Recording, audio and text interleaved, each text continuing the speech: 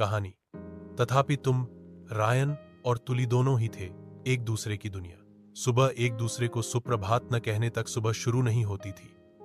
बारिश के दिनों में एक साथ भीगना, शाम को हाथ में हाथ रखकर मौन चलना, सब कुछ एक रंगीन था। किंतु तू समय, अभिमान और कुछ न कही गई बातें उस रोशनी को धीरे धीरे धुंधला कर दिया। तुली कहती थी, तुम पहले जैसे अब प्यार नहीं करते। रायन कहता था, क्या प्यार हर दिन बताना पड़ता है?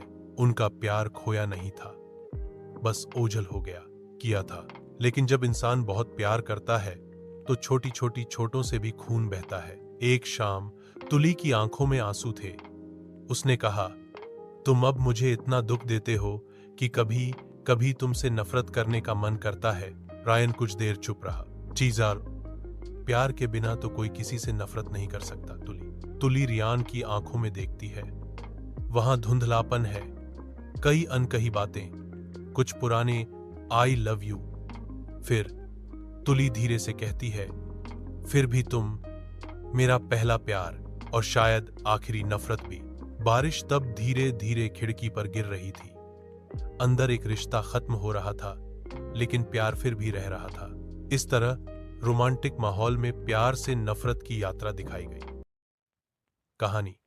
तथापि तुम, रायन और तुली दोनों ही थे एक दूसरे की दुनिया।